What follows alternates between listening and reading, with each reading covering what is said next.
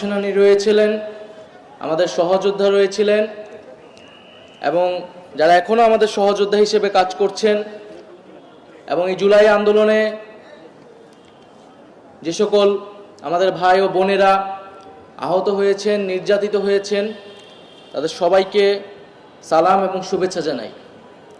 আজকের এই অনুষ্ঠানটি আমরা যারা এই আন্দোলনে অংশগ্রহণ করেছিলাম আমাদের জন্য অনেক বেশি আনন্দের, অনেক বেশি স্মৃতিকাতরতার। আজকে সেই চেনা মুখগুলো আজকে আমরা একত্রিত হয়েছি, হয়তো আমরা আজকে ভিন্ন ফরম্যাটে কথা বলছি, কিন্তু আমাদের আজকে এইখানে আসার পর থেকেই সেই স্মৃতি, যদিও বেশি দিন আগের না, তারপরও সেই তাজা স্মৃতিগুলো আমি মনে করি যে সবারই চোখের সামনে হয়তো ভাসছে। এবং সেই স্মৃতিচারণ করলেন এখানে অনেকেই যারা আন্দোলনে ভূমিকা রেখেছিলেন, নির্যাতিত হয়েছিলেন, আহত হয়েছিলেন। আমাদের জন্য এটা সত্যি অত্যন্ত গৌরবের যে ঢাকা বিশ্ববিদ্যালয় পরিবর্তনের সাক্ষী হতে পেরেছে, ঢাকা বিশ্ববিদ্যালয় ইতিহাসের সাক্ষী হতে পেরেছে।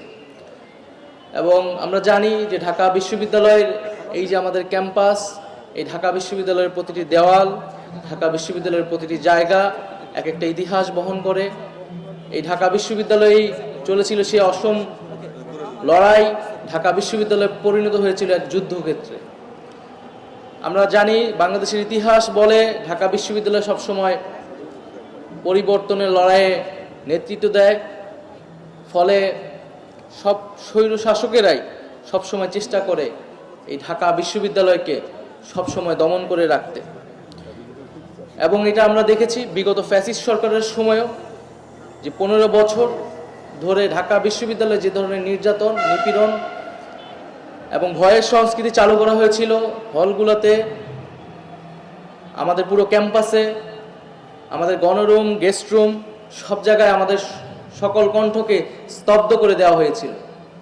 কারণ স্বৈর শাসকেরা ভালো করেই জানে যদি ছাত্র সমাজ জেগে ওঠে, যদি ঢাকা বিশ্ববিদ্যালয় দাঁড়িয়ে যায়, তাহলে সমগ্র জাতি দাঁড়িয়ে যাবে এবং সমগ্র জাতিতে পরিবর্তন আসন্ন হবে।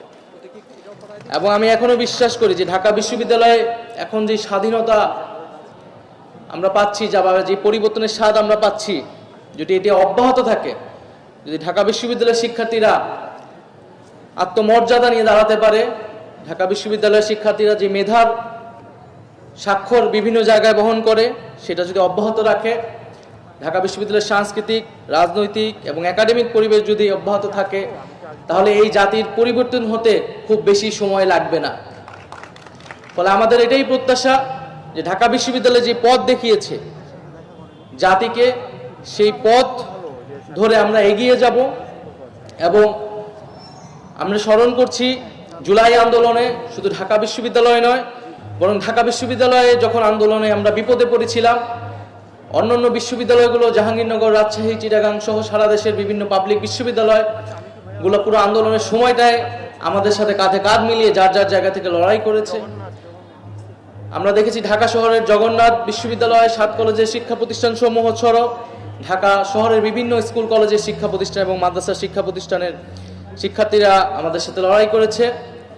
এবং সবচেয়ে গুরুত্বপূর্ণ যেটা আগের আলোচকরা বলেছেন যে প্রাইভেট বিশ্ববিদ্যালয়ের শিক্ষার্থীরাও, যেদিন 17 তারিখ আমরা ভেবেছিলাম আমরা হেরে গেছি, আমরা ভেবেছিলাম হয়তো আমাদের সামনে আর পথ নেই, আমরা নিরুপায় হয়ে গিয়েছিলাম এবং আমাদের শেষ আশা হিসেবে আমরা 18 তারিখ শাটডাউন কর্মসূচি ঘোষণা করেছিলাম, যে জনগণের প্রতি আমাদের শেষ ভরসা আমরা ছেড়ে দিয়েছিলাম, যে জনগণ যদি এবার আমাদেরকে বাঁচাতে আসে, রাজপথে নেমে আসে।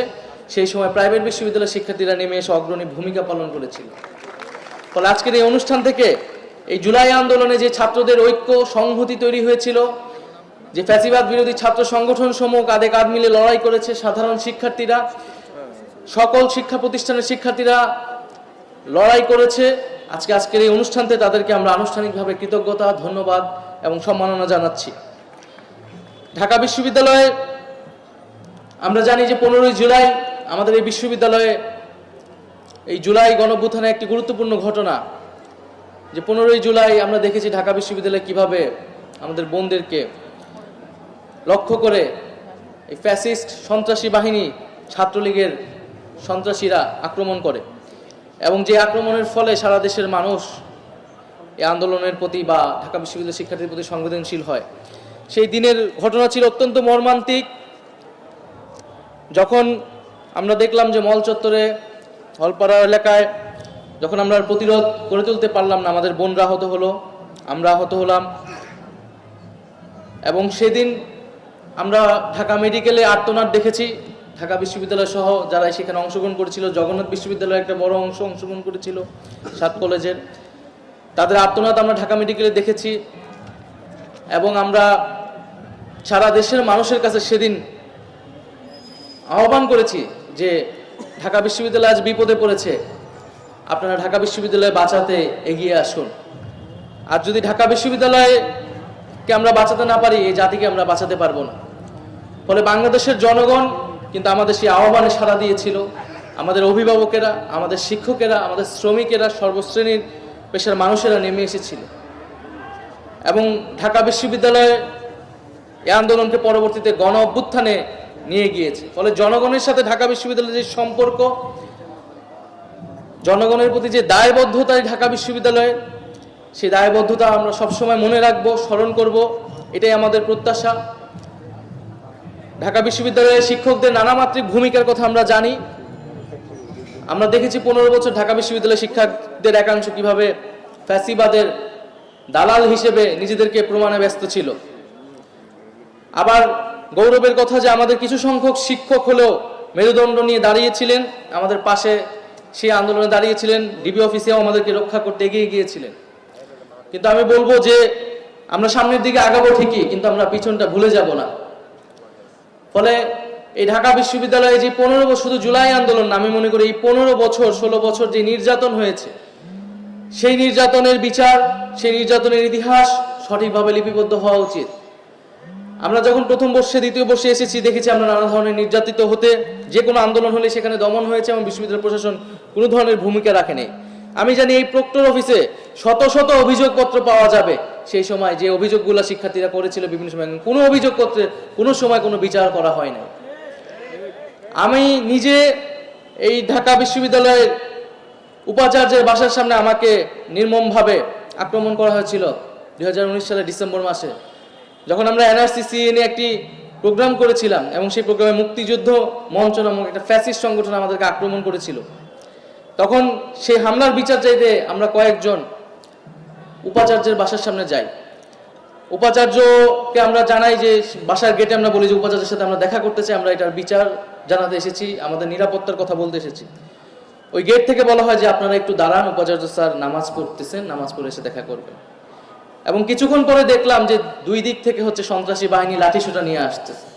অর্থাৎ ভিসি স্যার আমাদেরকে সেখানে দাঁড়াতে বলে নিজে ফোন করে সন্ত্রাসীদেরকে এনেছে এবং আমাদের কয়েকজনকে সেই ভিসির বাসার সামনে নির্মমভাবে আমাদেরকে আক্রমণ করা হয় এবং সেই ভিসি প্রক্টরের কোনো ধরনের ব্যবস্থাই কিন্তু করা হয় নাই। ফলে আমি বর্তমান প্রশাসনকে অনুরোধ করব, আহ্বান জানাবো যে এই যে যারা এই আক্রমণগুলোকে, যারা এই নির্যাতনগুলোকে সবসময় প্রশ্রয় দিয়ে গিয়েছে, আপনারা তার সঠিক তদন্ত করুন এবং তার বিচার করুন, যাতে ভবিষ্যতে কোনো বিশ্ববিদ্যালয় প্রশাসন শিক্ষার্থীদের বিরুদ্ধে দাঁড়ানোর কোন ধরনের সাহস কখনো না পায়। আমি বক্তব্য দীর্ঘায়িত করব না। আমাদের বোনেরা যারা রয়েছেন, আমাদের ভাইয়েরা যারা রয়েছেন, যারা আহত হয়েছেন, তাদেরকে আবারও সংগ্রামী শুভেচ্ছা জানাই। জাতি আপনাদেরকে মনে রাখবে। আপনারা মিলে এই জাতিকে উদ্ধার করেছি। আমাদের এখন প্রয়োজন সেই আমাদের যে স্বাধীনতা, সেটাকে রক্ষা করা, এই গণ অভ্যুত্থানের স্পিরিটকে রক্ষা করা এবং যে নতুন বাংলাদেশ বিনির্মাণে আমরা এগিয়ে যাব। আমি আরেকটি কথা বলে শেষ করব যে আমরা মনে করি যে অভ্যুত্থান আমাদের শেষ হয়নি। আমাদের হয়তো আন্দোলনের ধরন এখন হয়তো চেঞ্জ হবে, কিন্তু আমাদের যে লড়াই, সেই লড়াই কিন্তু শেষ হয়নি। আমরা দেখছি এখনো বিভিন্ন জায়গা থেকে ফ্যাসিবাদের দোষরা নানা ধরনের আস্ফালন দেওয়ার চেষ্টা করে। আমরা বলতে চাই যে জুলাই মাসকে ভুলে যাবেন না, জুলাইয়ের চেতনা শেষ হয়ে যায়নি। যদি বিন্দু পরিমাণ আস্ফালনের চেষ্টা করেন, আমরা দ্বিগুণ শক্তিতে প্রতিহত করব আপনাদেরকে। ফলে আমরা সেই জুলাইয়ের স্পিরিটকে ধারণ করেই বাংলাদেশকে এগিয়ে নিয়ে যাব। আমরা অন্তর্বর্তী সরকার রয়েছে, আমরা আইনের ভিত্তিতেই বিচার নিশ্চিত করতে চাচ্ছি। আইনের ভিত্তিতেই আমরা আওয়ামী লীগকে দল হিসেবে কাঠগড়ায় দাঁড়া করাবো এবং আমরা বলেছি যে আওয়ামী লীগ এবং ছাত্রলীগ এই মতাদর্শ এবং এই নামে বাংলাদেশের রাজনীতি করতে পারবে না। ফলে এটি আমাদের শহীদদের প্রতি কমিটমেন্ট, আমাদের এই জুলাই আহতদের প্রতি কমিটমেন্ট। আমরা এই কমিটমেন্ট এবং প্রতিশ্রুতি অবশ্যই রক্ষা করব। ইনকিলাব জিন্দাবাদ। আসসালামু আলাইকুম।